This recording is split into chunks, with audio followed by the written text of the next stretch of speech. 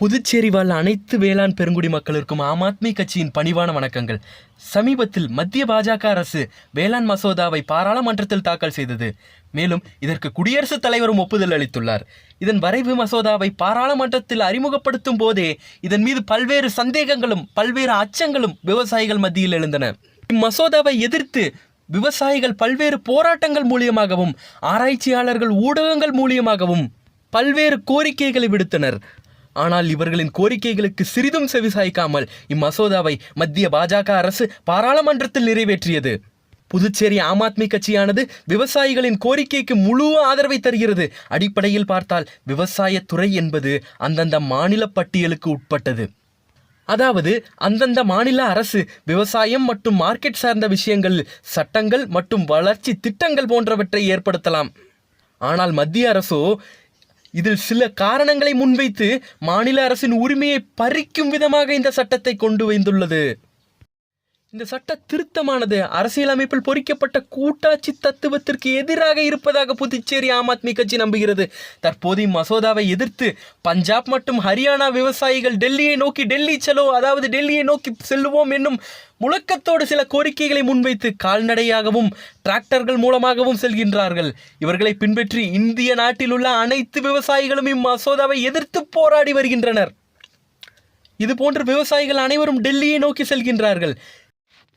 இவர்களை ஒடுக்கும் விதமாக பஞ்சாப் அரசும் ஹரியானா அரசும் மத்திய அரசும் இணைந்து இவர்கள் மீது தண்ணீரை பீச்சி அடித்தும் கண்ணீர் புகைங்கண்டுகள் மூலமாகவும் தடியடி நடத்தியும் கைது செய்தும் நாட்டிற்கு நமக்கு உணவளிக்கின்ற உழவர்கள் மீது வன்முறை நடத்துகின்றார்கள். இது போன்ற விவசாயிகள் மீது நடக்கின்ற வன்முறை சம்பவங்களை எதிர்த்து புதுச்சேரி ஆம் ஆத்மி கட்சியானது பதாதைகளை ஏந்தியும் முழக்கமிட்டும் தங்களது ஆதரவை பஞ்சாப் மற்றும் ஹரியானா மாநில விவசாயிகளுக்கும் வேளாண் மசோதாவை எதிர்த்து போராடும் நாட்டில் உள்ள அனைத்து குடிமகனுக்கும் அனைத்து விவசாயிகளுக்கும் ஏன் உழுதுண்டு வாழும் ஒவ்வொரு குடிமகனுக்கும் ஆதரவான அறப்போராட்டத்தை இங்கு நடத்தி கொண்டிருக்கின்றோம். அப்படி என்னதான் நம்முடைய விவசாயிகள் கோரிக்கை வைக்கின்றார்கள்? இதோ பார்ப்போம். முதலில் மத்திய அரசு கொண்டு வந்த 3 சட்டத்தை பார்ப்போம். முதலில் விலை உறுதி மற்றும் பண்ணை சேவைகள் சட்டம் 2020 என்ற சட்டத்தை பார்ப்போம். அதாவது ஒரு விவசாயி நிலத்தில் விளைவிக்கும் உற்பத்தி பொருள் குறித்து விவசாயிகள் பெருநிறுவனங்களுடன் முதலிலேயே ஒரு ஒப்பந்தம் செய்து கொள்ள வேண்டும். அதன்படி அறுவடை செய்த பிறகு ஏற்கனவே செய்திருக்கும் ஒப்பந்தத்தின்படி குறிப்பிட்டவருக்கு குறிப்பிட்ட விலைக்கு சம்பந்தப்பட்ட நிறுவனத்திடமே விற்றுக்கொள்ளலாம் என்பதுதான் முதல் சட்டம்.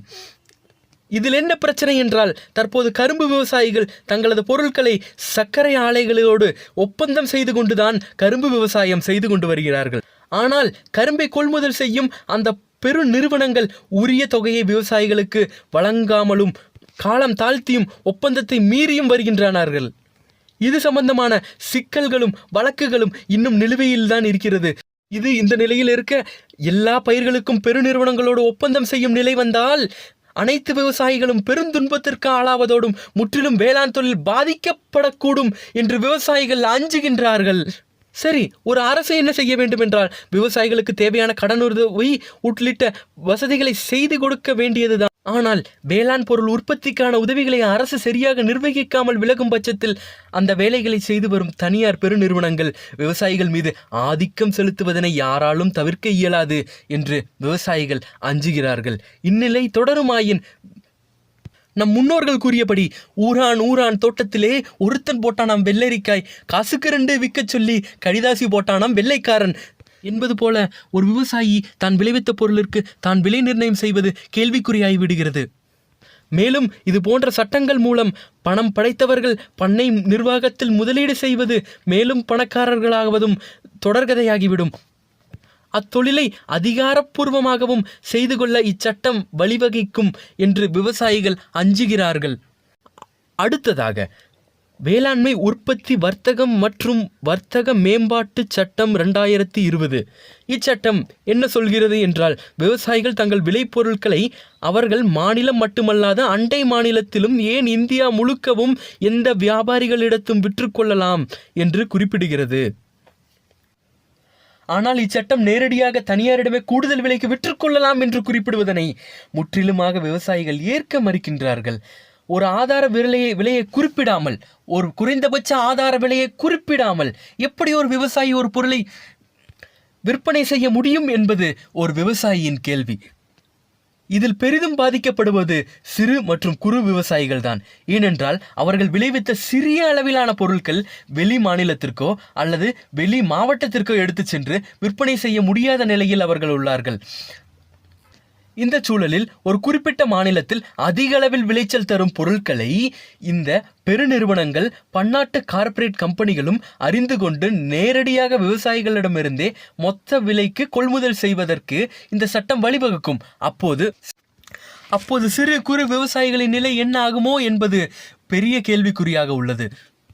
மூன்றாவதாக, அத்தியாவசிய பொருட்கள் திருத்தச் சட்டம் 2020.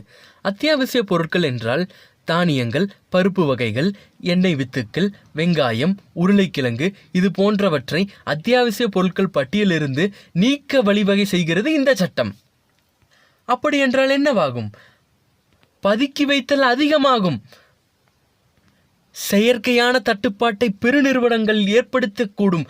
அதிக விலைக்கு இந்த அத்தியாவசிய பொருட்களை ஒரு பெருநிறுவனம் விற்கக்கூடும். இதை மாநில அரசு கூட தடுக்க முடியாது. எனவே யார் வேண்டுமானாலும் எவ்வளவு வேண்டுமானாலும் எந்த தடையுமின்றி பதுக்கிக் கொள்ளலாம் என்னும் நிலை உருவாகும். இதுவரை பதுக்கல்காரர்கள் பயந்து செய்து வந்ததை சட்டப்பூர்வமாக செய்ய இந்த சட்டம் வழிவகுக்கும் என்று ஆராய்ச்சியாளர்கள் எச்சரிக்கின்றார்கள். 3 வேளாண் மசோதாவை முழுமையாக திரும்ப பெறவும். இந்த புதிய மசோதா விவசாயத்தை தனியார் மயமாக்குவதற்கு வழிவகுக்கும். பதுக்கல்காரர்களுக்கும் பன்னாட்டு நிறுவனத்திற்கும் மட்டுமே பலனளிக்கும். வேளாண் பொருட்களுக்கு குறைந்தபட்ச ஆதார விலையை மாநில அரசே நிர்ணயம் செய்ய வேண்டும். மண்டி முறையை அகற்றுவது, குறைந்தபட்ச ஆதார விலையை நீக்குவது விவசாயியின் வாழ்க்கைக்கு முற்றுப்புள்ளி வைப்பதாக அமையும். இந்த மசோதா மின்சார சேவைகளையும் தனியார் மயமாக்குவதை வழிவகுக்கும். விவசாயிகள் தங்கள் மானியங்களை இழக்க நேரிடும். விவசாயிகள் குறைந்தபட்ச விற்பனை விலையை எழுத்துப்பூர்வமாக உத்தரவாதம் செய்யுமாறு கோருகின்றனர். இல்லையெனில் தனியார் கார்ப்பரேட் நிறுவனங்களுக்கு இலவசமாக வழங்கப்படுவது அவர்களின் சுரண்டலிற்கு வழிவகுக்கும். உடனடியாக கைது செய்யப்பட்ட பஞ்சாப் மற்றும் ஹரியானா மாநிலத்தைச் சேர்ந்த விவசாய பெருங்குடி மக்களை விடுதலை செய்ய வேண்டும்.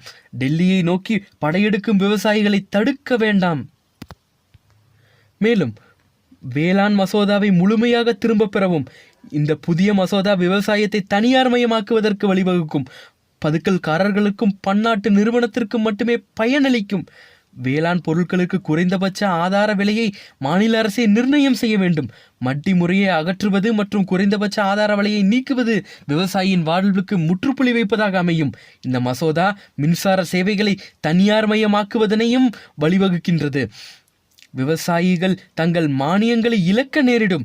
விவசாயிகள் குறைந்தபட்ச விற்பனை விலையை எழுத்துப்பூர்வமாக உத்தரவாதம் செய்யுமாறு கோருகின்றனர்.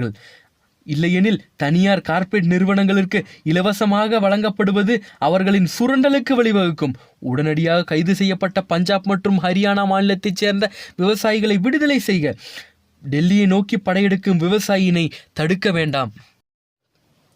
புதுச்சேரி ஆம் ஆத்மி கட்சியின் இந்த போராட்டத்திற்கு பல்வேறு நிலையிலிருந்து ஆதரவு தந்த வேளாண் பெருங்குடி மக்களிற்கும், இந்த போராட்டம் நடத்த அனுமதி மற்றும் பாதுகாப்பு அளித்த புதுச்சேரி காவல்துறைக்கும், இந்த போராட்டத்தை மக்களுக்கு எடுத்துச் செல்லும் பத்திரிகை மற்றும் ஊடக நண்பர்களுக்கு, உந்துதலாய் இருந்த தோழமை அமைப்புகளுக்கும், நிகழ்ச்சியை நடத்த ஏற்பாடு செய்த அனைத்து ஆம் ஆத்மி கட்சி நிர்வாகிகளுக்கும், தன்னார்வலர்களுக்கும் இந்த சாதாரண மனிதனின் நன்றிகள்.